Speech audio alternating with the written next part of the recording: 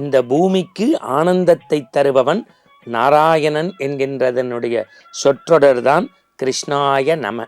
தானும் ஆனந்தமாக இருந்து பிறரையும் ஆனந்தப்படுத்தக்கூடிய இந்த அற்புத மந்திரம்தான் கிருஷ்ணாய நம. பொதுவாக நான் அடிக்கடி வலியுறுத்துவது உண்டு, இல்லந்தோறும் மங்களம் பொங்க வேண்டுமென்றால், மனையறம் சிறக்க வேண்டுமென்றால் காலை மாலை இரு வேளைகளில் ஒவ்வொரு இல்லத்திலும் ஒழிக்க வேண்டியது விஷ்ணு சகசர நாமம்.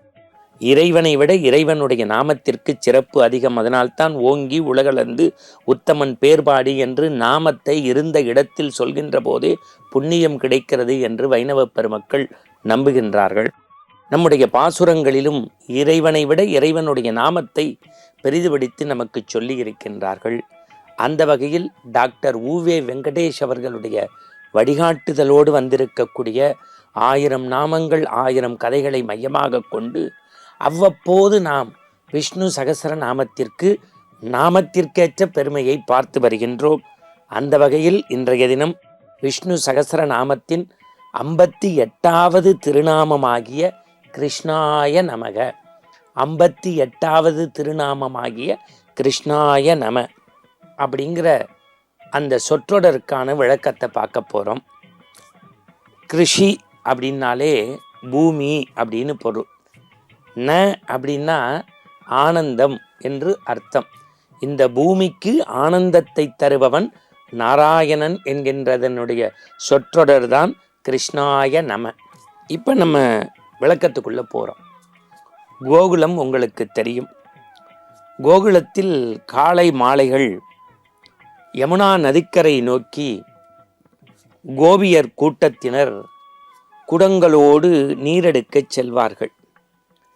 வெண்ணெய் உண்ணக்கூடிய மாயக்கண்ணன், இந்த பிரபஞ்சத்தை ஆண்டவன், பகவத்கீதை தந்த பரம்பொருள் பரந்தாமன் இந்த கோபியரோடு கொஞ்சி விளையாடி யமுனா நதிக்கரைக்கு நீரெடுக்கச் செல்கின்றவர்களை எல்லாம் இழுத்து இழுத்து வேடிக்கை வினோத்த விளையாட்டுக்கு அழைப்பான். அதிலும் குறிப்பாக சந்திரமதி என்கின்ற ஒரு பெண், அவளை கண்ணாமூச்சி விளையாட்டுக்கு அழைத்தான். காளிங்க நர்த்தனம் ஆடக்கூடிய கண்ணனின் அழைப்பை மறுத்த சந்திரமதி, வீட்டில் தேடுவார்கள், நாம் வெறுங்குடத்தோடு செல்ல முடியாது என்று கோபியரெல்லாம் புடைசூழச் சொன்னபோது புதருக்குள் ஒளிந்து கொண்டான் கண்ணன். கோபியர்கள் யமுனா நதிக்கரை சென்று நீரெடுத்து வந்தார்கள். கிருஷ்ணன் மாய லீலைகளை தொடங்கி தன்னுடைய உண்டை வில்லால் சந்திரமதியினுடைய குடத்தில் அடித்தான். குடம் உடைந்து சந்திரமதி தண்ணீரில் மூழ்கி வெறுங்குடத்துடன் வெங்கடராமா என்று போனாள். கிருஷ்ணன் இப்போது சொன்னான், இப்போதாவது என்னோடு கண்ணாமூச்சி ஆட வாடுங்கள், இல்லை என்றால் ஆயர்பாடியைச் சேர்ந்த கோபியர்களே, யமுனா நதிக்கரையில் நீங்கள் நீரெடுக்க முடியாது என்று சொல்லி ஏளன பெருமூச்சு விட்டான். கிருஷ்ணனுடைய அன்புக்கு கட்டுப்பட்டார்கள். கண்ணாமூச்சி ஆடி இல்லம் திரும்பிய கோபியர்கள் ஒன்று திரண்டு மறுநாள் ஒரு திட்டம் தீட்டினார்கள்.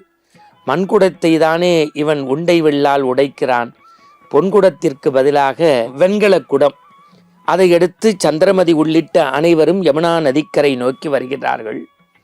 ஒரு குடத்திற்கு மேல் ஒரு குடம் தண்ணீர் வைத்தாள் சந்திரமதி. இப்போது மாய கிருஷ்ணன் என்ன செய்ய முடியும்?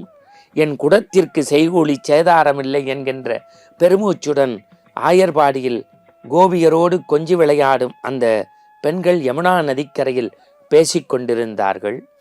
மாயகிருஷ்ணன் சின்ன சின்ன பாதத்தோடு போனான். யமுனா நதிக்கரையில் இருக்கிற வெங்கல குடத்து நீரை தன்னுடைய இரு கால்களால் எட்டி உதைத்தான். உருண்டோடியது. யமுனா நதிக்குறையில் வீழ்ந்த அந்த குடங்கள் எழுந்து விஸ்வரூப காட்சியாக விண்ணுலகம் நோக்கி வைகுந்தம் நோக்கி அப்படியே தெய்வீக தன்மையோடு பறந்தது. பார்த்தால் இந்த சந்திரமதி கண்ணீர் மல்க அழுதாள். கிருஷ்ணா கிருஷ்ணா, உன் லீலை என்ன? உன்னுடைய பிஞ்சு பாதம் பட்டு குடங்கள் வைகுந்தம் போகிறது என்றால் உன்னுடன் விளையாடுவதற்கு நாங்கள் கொடுத்து வைத்திருக்க வேண்டும். இனி எங்களை நீ சும்மா விடமாட்டாய் என்று சொல்லி கோபியர்கள் ஒன்று திரண்டு அந்த மாயக்கண்ணனோடு அவன் கேட்டாலும் கேட்காவிட்டாலும் அவன் மனமும் தன் மனமும் இன்புறுவதற்கு ஓடி விளையாடி கண்ணாமூச்சி விளையாடினார்கள். அப்போது எல்லோரும் ஒன்று திரண்டு கிருஷ்ணாய நம கிருஷ்ணாய நம கிருஷ்ணாய நம என்றார்கள். அதற்கு காரணம் தானும் ஆனந்தமாக இருந்து பிறரையும் ஆனந்தப்படுத்தக்கூடிய இந்த அற்புத மந்திரம்தான் கிருஷ்ணாய நம. அதுவே பிற்காலத்தில் விஷ்ணு சகஸ்ரநாமத்தில் அன்றைக்கு சந்திரமதியும் பிற கோபியரும் சொன்ன கிருஷ்ணாய நமவே கிருஷ்ணனுடைய திருநாமங்களில் புண்ணியமாக 58வது திருநாமமாக கிருஷ்ணாய நம என்று நின்று நிலைத்தது. அந்த கிருஷ்ணாய நம நாமும் இல்லத்தில் உள்ளத்தில் காலையிலும் மாலையிலும் மனமகிழ்வோடு சொன்னால் வாழ்க்கை முழுவதும் ஆனந்தம். மீண்டும் நற்சிந்தனையோடு நாளை சந்திப்போம். வணக்கம்.